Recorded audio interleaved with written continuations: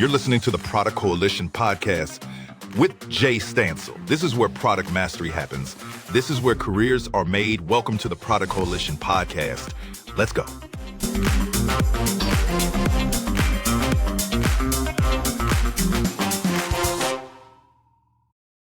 Welcome back to Product Coalition. Today, we're cutting through the noise on growth, not with another shiny app, but with the thing that actually scales, and that's systems. If you felt that tech alone keeps missing the mark, this one's going to be for you. Our guest is Val Coyne, Digital Transformation Specialist at VIA Technology. She and her team build future-proof systems for scale and growth using proven transformation principles and human-centered design. Now, Val specializes in change management, operational diagnostics, and people-first tech adoption. Her team turns complexity into clarity, making transformation practical, human, and surprisingly empowering. Originally from Italy and now based in Queensland's Sunshine Coast, Val brings warmth, curiosity, and a European eye for detail that the kind that connects the dots and maybe others would miss. We're going to unpack why software isn't a silver bullet and where leaders should focus instead. When to systemize, making sure it's not too early and not too late. We're going to dig into how to support teams through change without breaking pace, how to design systems that survive new tools, new hires, new markets, and why an executive dashboard isn't a vanity wall, it's the control room for all of your growth. You'll get stories and simple frameworks from service businesses through to enterprise. You'll hear how leaders can lean on systems with confidence and how a future-proofed approach to system thinking and doing drives performance, profit, and incredible culture. Val, it's an absolute pleasure to have you on the podcast. Thank you so much for joining me. Thank you for having me, Jay. It's a pleasure. I'm really excited to get into this conversation today, Val, around systems. The last, called it 3 to 4 years, the idea of growth at any cost has died away, and businesses are much more focused around their productivity ratios across teams. But before we jump into that, Val, why is this domain something that you're so passionate about? A very, very good question to start from. In a previous life, in a previous role, together with my husband, we were actually leading a product team. We were building software and technologies for the disability sector here in Australia. And what I learned through that experience was that no matter how good the software was, no matter how good the technology, and no matter how good the implementation and the project management was, the kicker really came in the interaction between the technology, the people, and the business processes. And obviously, as a software vendor, you can't really have an impact on organizational change and on how business systems are designed and operated. You only can really play with your technology. And so this is why we really started VIA, to really bridge those three domains and make sure that businesses grow without the hype, without tech as the silver bullet, but just really in a sustainable, solid, and almost boring way, if you will. Nice. Well, if tech is not the silver bullet, and it's definitely not, a company is nothing without its people, can I ask, Val, what are some of your first principles when it comes to systemizing businesses before we get into individual specifics? Yeah, absolutely. So one, I gave away some of it already. So one of the principles is very proven, very boring. It's systems. The way we call systems is they're made up of process, people, and technology working together. Think about it as a three-legged stool. If you just focus on the one leg, the stool will fall down. So that's our first principle that we look at. The second probably is we really want leaders to start from clarity. And so starting with a strategic angle, what is the problem that we are solving? What's the outcome that we are driving towards? Answering those questions will define what the North Star for whatever we're about to do is, whether it's a project, whether it's a software implementation, whatever that may be. And having a North Star is really going to help us answer all of the questions that come up along the way.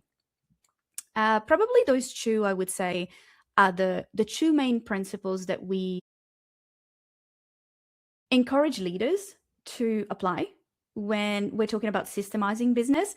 The third element that I will mention is more of a principle that I apply myself, and that's always using curiosity.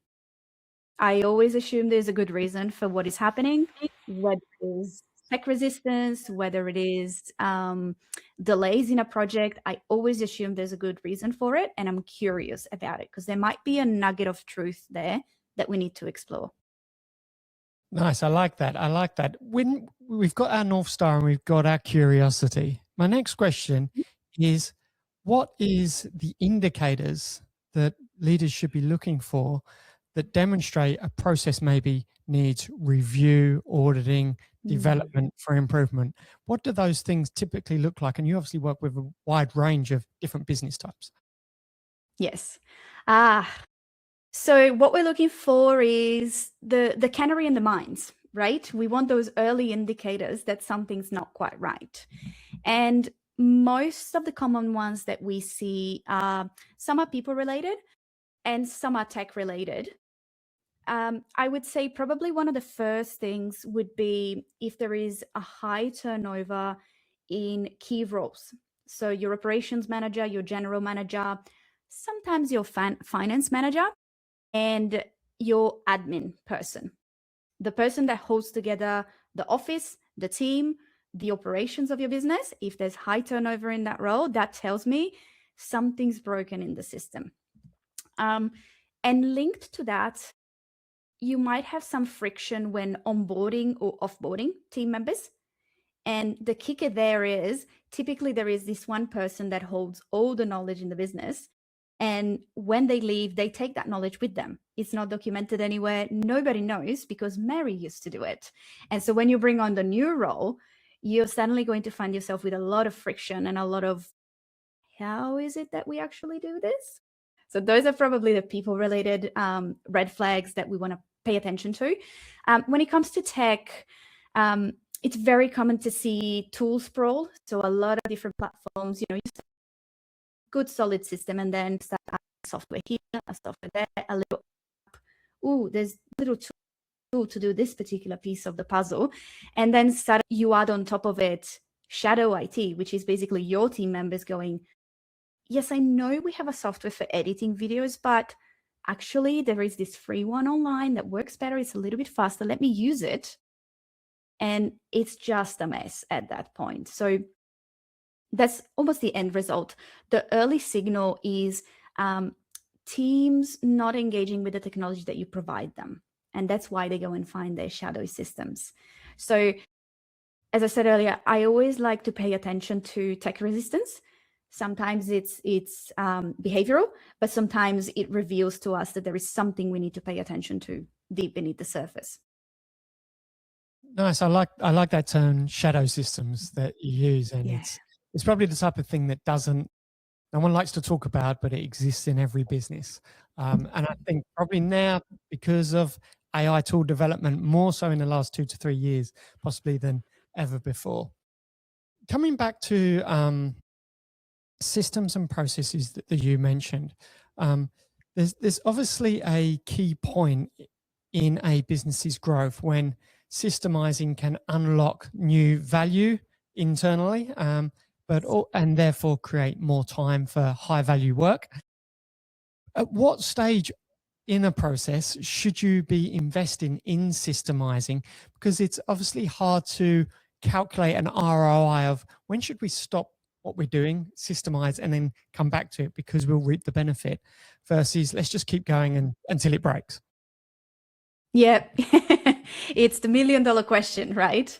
And I have over there the multiple different frameworks for stages of business. If I take Vern Harnish, for example, you've got your startup, your scale up, your grow up first, your scale up after, and then you either reach a plateau, you descend down into, no, that's not where we're going, or you can keep growing, right?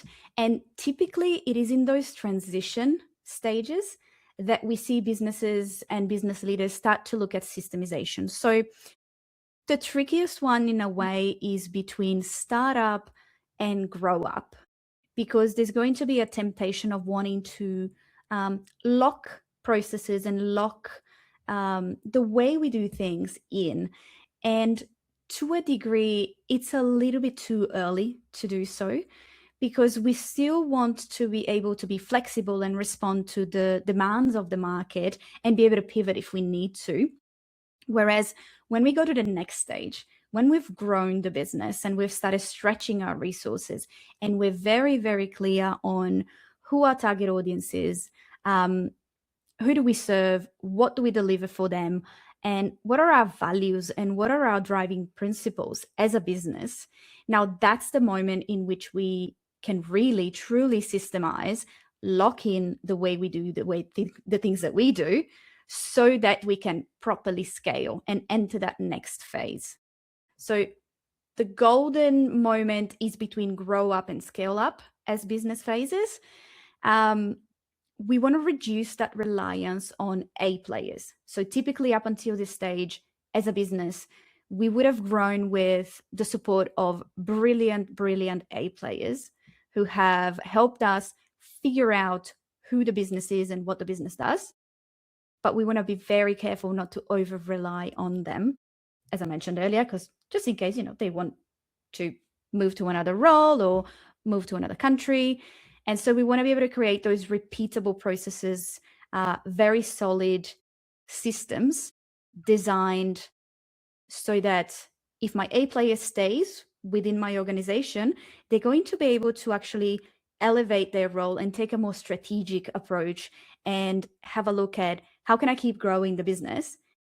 And if they do exit and we need to bring in somebody else new, we can easily place someone in that role because everything is documented. We have the right alignment with our values and we have the right tools to do the job. Thank you. When it comes to change this year, we're recording this at the start of 2026. A lot of listeners will be seeing change on their roadmaps expected to be delivered in this coming year.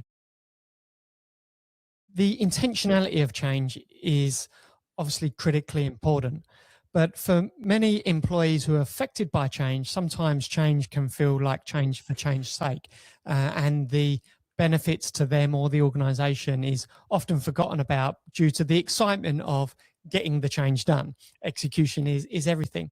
So I'd love to hear, what are some of those first principles around change management and communication as you work with businesses to implement new or improve systems? Yep.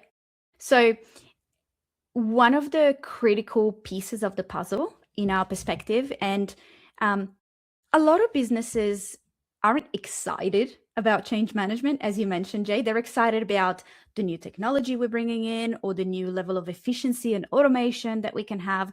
But teams and leaders especially are rarely excited about change. So two of the most important things that we could do at the beginning is, one, be really clear on why this change matters. Not just what is going to change, but why are we changing? What's that North Star that I mentioned before? And the second is to involve your people and gather the perspectives of your people being your team members, your leadership team, your clients as well, and maybe even your suppliers if you have a product business. Involving them early, not after the decisions are locked in, but as you are crafting the change narrative. And what that will allow you to do as a leader is it will allow you to give them ownership over their little piece of change and for them to drive the change within their domain, whether we're talking about a department manager leading change within their department, or whether we're talking about your customers maybe having a say in the change that is coming.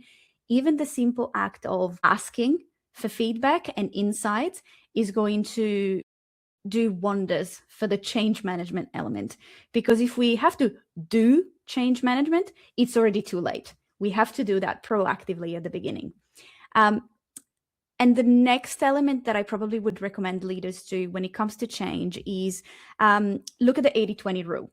So you want to be able to identify, out of what we're about to change, what is the 20% that is going to give me 80% of the uplift. and focus on changing only that. It's going to be really tempted to try and change everything, but that just creates a lot of parallel chaos, a lot of projects going at once, and most likely a lot of those projects are not going to go to completion because it's too much. So focusing on the 20%, if we're talking about a new software, for example, what are the 20% actions? What's the core data flow that I need the software to deliver? Is it customer onboarding, followed by scheduling, following by service delivery, followed by billing and invoicing? How can I make sure the 20% of what I need is there and we only change that so that my team stays focused on maybe not small, but focused and impactful changes?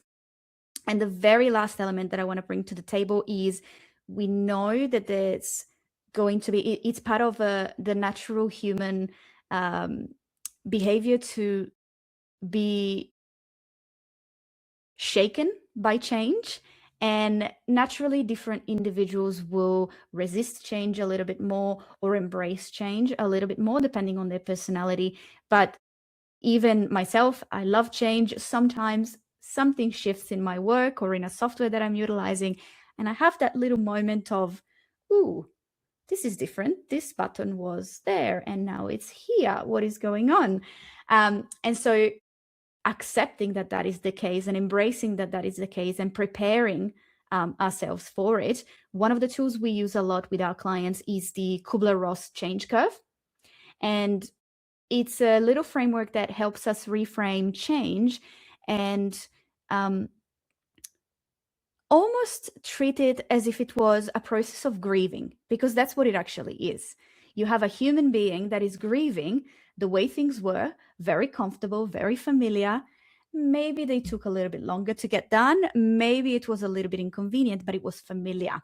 And now I have to grieve the loss of what was and create space and emptiness to allow what the new process is, what the new software is, to come in, and I have to accept it. And there is a process of resistance, anger, denial, followed by acceptance, and eventually embracing that change. And if I circle back right to the beginning, if we're very clear on why the change matters and we involve our people early, they're going to go through that curve, that roller coaster, a little bit faster and with a little bit less peaks and troughs, shall we say. Nice. I was going to ask about that. No matter how strong the plan is, there's always going to be some unknowns that turn up post change. Yes. And with any new gains, there's going to be some new pains that come alongside it.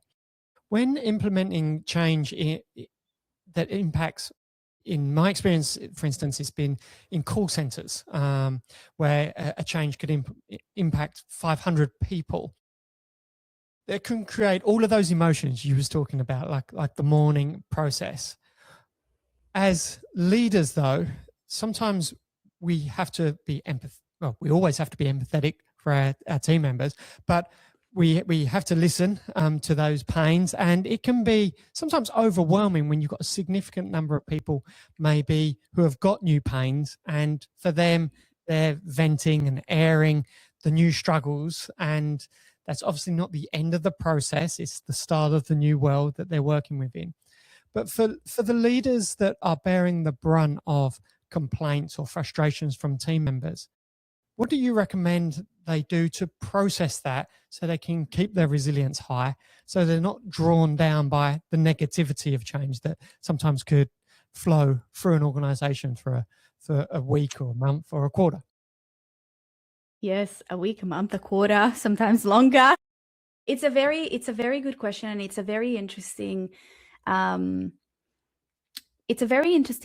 that you bring to the table. What I would challenge that slightly, if I may, is if we have one leader who is having a high amount of individuals in their team coming to them with those heightened change emotions and frustration, it tells me two things. One, effort for change, and two, so we didn't potentially communicate why that change could happen. We didn't involve our team. And two, I would challenge that leader to ask, are you trusting your executive level, your management level? Are you trusting your 2IC, your second in commands for the different departments? And are you empowering them to lead their own team and carry some of that brunt of those emotions so that they don't reach the leader at the top and that emotional load is shared? Those are probably the two things I would pay attention to. Now, as far as tactical suggestions, even holding group meetings, group session, team-wide exercises, they need to be carefully managed not to turn into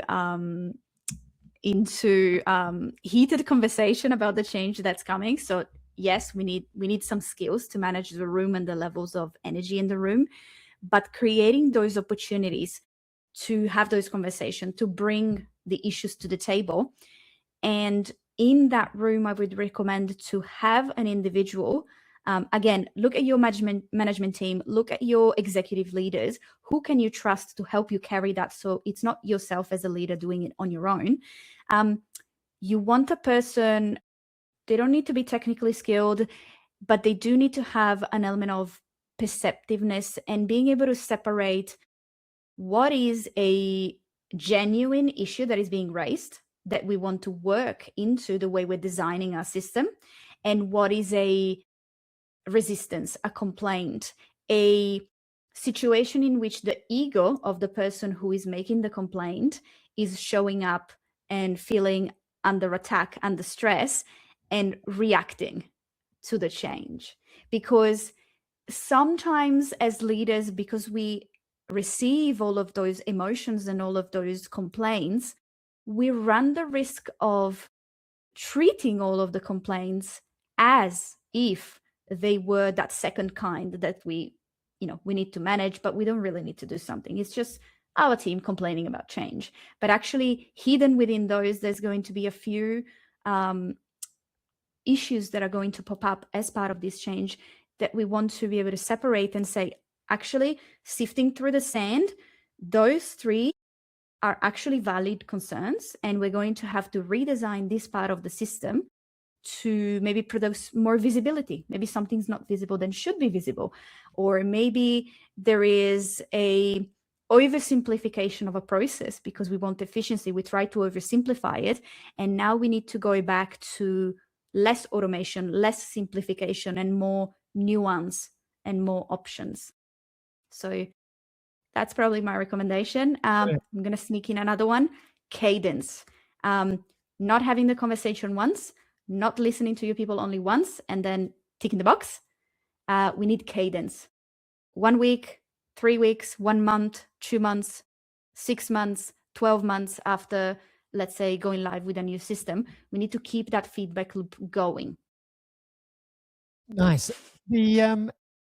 The world has changed over the last 5-6 years when it comes to change management, because 6 years ago, we could most of the time guarantee everyone was in the office. There obviously still was hybrid and remote environments there, but there's a lot more of those now. Can I ask, Val, what recommendations or what works and doesn't work when some enterprises are back to office, some are hybrid, and some are fully remote?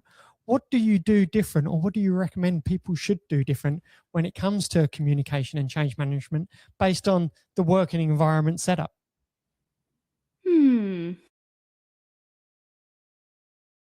Not that much would be probably my cheeky answer. The tool might change. We might have a conversation over a camera, over a laptop, as opposed to an in-person conversation. But that's just the tool that delivers the language across. The conversation itself doesn't change. Probably, and I see a lot of resistance in the clients that come to us, a lot of resistance from teams to going back into the office when they got used to working from home. And equally so, right at the beginning, we had some concerns about working from home when we were used to being in the office. So again, it's about the change. It's not really about the tool. I don't know that I would have specific recommendations for. I'd probably say the biggest thing is do not treat it any differently.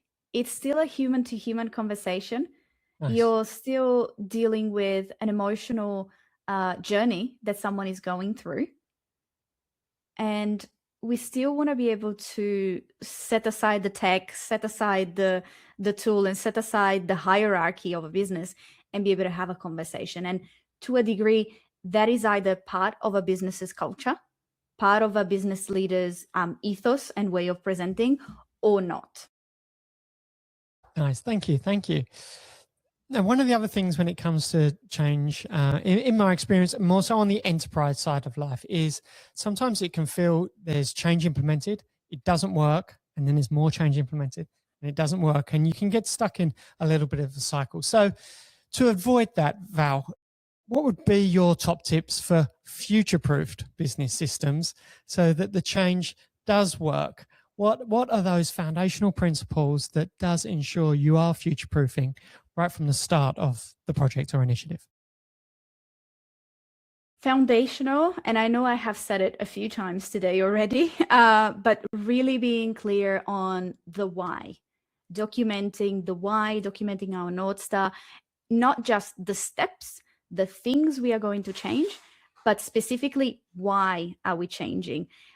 It's really about designing what questions do we need to answer, what decisions do we need to take, what data is going to allow us to answer those questions and take those decisions before we make any of the changes. And as I mentioned earlier, the two really, they don't matter. It's really about being clear on what are we wanting to achieve and what's the outcome really that we're going for. What are the rules we are playing by and what's the outcome we are going for? The how, the tool, the steps, they might change along the way, but the outcome should always drive us. The North Star should always drive us. And really the guiding principle that we recommend leaders always stand behind is start from solid foundations. So really, really clear on how to design the system, aligning your people to the change that is coming. That's the change management piece, and making sure you have the right assets to be able to deliver on that change. Once you've got those three foundations, you can look at a control layer for the future proofing of your business. So once we've got people, process, and tech essentially sorted, we can look at the control layer. Now we're getting closer to a decision-making framework. How do we evaluate what matters? What problems do we need to solve? And how do we make sure we don't just solve them reactively today, but every time a problem shows up, we put in place a system so that the same problem doesn't show up next time. We want to be able to have a rhythm and a cadence to the business changes we're going to do. That's part of how we future-proof the business, is having a rhythm, having a cadence. I don't just change my software once, I change it and then I assess the effectiveness 3 months, 6 months, 9 months later down the line. I don't just train my team once, I train them every 3 months regularly. And once that is in place and there is a cadence and there is a rhythm and there is visibility over the different levers of the business and which one can I move? And if I move this one, this is what happens. So if this changes in marketing, then this is the flow-on effect into sales. This is the flow-on effect into delivery. And that's the flow-on effect onto the bottom line. So I'm not reactively solving a bottom line problem. I am seeing how the change in the marketing affects the whole process. Now I'm at the level of being able to build confidence at an executive level. Is my business performing the way that I want it to? Is it being effective and efficient? Can I have foresight? Is it predictable? Can I see what's going to happen before it happens? Can I see those canary in the mines? And then the very, very last layer that we see businesses who are at that stage, who are systemized, now they can start looking at the experience layer. And that is customer experience and staff experience. and partner experience and supplier experience, but typically staff and customer experience are a good place to start. And that means we can move away from being a transactional tactical business that almost runs to the bottom as far as it comes to pricing. Because if I'm a transactional type of business, I am playing in the dollar economy. But if I'm providing an experience to my clients, now I'm suddenly playing in the experience economy, and my pricing is going to change. And similarly for my staff, and I could go on and on about this, so I'll try and wrap it up. But also from a team member's perspective, what is the experience I am providing to my staff, and how does that change the hiring process, the onboarding process, and also the offboarding process as well? There's a really good conversation to be had about that. That's what differentiates your business, and it allows the business to play on a completely different playing field. That'll make it future-proof. You spoke a lot there about seeing change and North Star. I want to finish up the session talking about executive dashboards and why they, when effective, are not just this vanity wall that makes executives feel good, but they actually challenge the executives and gives them the quantitative transparency they're looking for. I really like what you said there, that I can imagine affects things like employee NPS as much as customer NPS when it comes to the effects of change. So could you talk us through what does the foundations and maturity of an effective executive dashboard look like, that is more than just a PowerPoint that is looked at once a week, but actually is used to either acknowledge or drive further change and iteration? I love the word that you just used, Jay, drive. I will get to that. Funny story, we run online webinars, and out of all of the topics that we have run last year, we've run I think about 20. Executive dashboards were the ones that had the most interest. So this is really, really a timely topic. And one of the temptation when it comes to executive dashboard is more data, more numbers. I want to see everything. And really, as leaders, what we want to do is we want to take a very calm, very methodical, 37,000 feet view over what is happening in my business. And yes, we absolutely do not want vanity metrics. We want to be able to get to the core of what are the data points that really matter, and align all of our leaders around the same exact signals. So if all of our leaders are looking at the same signals, the same data, and not 3 different reports pulled manually, and it takes 30 hours to pull those reports, and then at the end of the day, they all say a different number and they tell a different story. Now, if we align all of our leaders around the same signals in a very clear, clean, and simple dashboard, it will reduce taking decisions based on opinions, because they'll be driven by data. And the key there is the data itself isn't sufficient. We need to understand what question is that data answering, what story is that data telling us, and what does it allow us to do. We need to be able to get to the drive word that you use so beautifully. We need to be able to look at how does the data that shows in my dashboard help me drive user behavior, help me drive team behavior, help me drive client behavior to a degree. And so typically the data that we see in executive dashboards are your financial data and all of those metrics that are very, very tactical. But if we go a few levels deeper and ask ourselves the question, what are those early signals that help us drive user behavior? Going back to what is our North Star? What are our values? How do we tie our values to the metrics that we are tracking?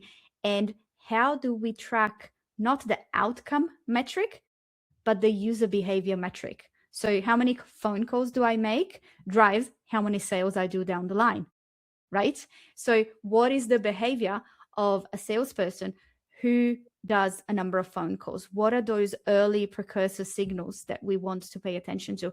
And to a degree, it'll be different for every business. Every business needs to answer those questions for themselves, which is what makes our life very, very fun and very, very interesting, because you can take 2 different businesses that are having the same problem, presenting with the same issue, that have a slightly different target audience, and they will end up with two completely different dashboards and two completely different tech stacks because they will answer those questions differently. Fantastic. It's a very fun game. It is. And the iterations there, I'm sure, are endless as the executives start to go from moving from seeing information to building knowledge to then wanting or expecting wisdom out of these dashboards to start to look ahead. Val, this has been a fantastic session. Thank you so much for joining me today. I've really enjoyed going into systems and productivity. There's been few guests that have brought this conversation onto the show historically, so it's an absolute pleasure because productivity and profitability mean so much to me, although I'm product at heart. And so how we build profitable products, which is driven by productivity, is integral to the way I go about my business execution. So thank you so much for your perspectives. And it's also an absolute pleasure to have someone join for the first time, probably in 2 or 3 years, from Australia again, which is also just a personal feel-good moment for me once again. It's a pleasure. Thank you so much, Jay. Thanks, Val. Thank you to the audience as well for listening in to another Product Coalition podcast with myself, Jay Stansel, and this time around with Val Coyne from Via Technology. If you'd like to learn more about Product Coalition, please head over to productcoalition.com. Until next time, thank you very much. And that's a wrap for today's episode of the Product Coalition podcast, hosted by Jay Stansel. Got questions or want to explore more topics? Connect with Jay on LinkedIn or join the ever-growing Product Coalition community on Substack. Thanks for listening.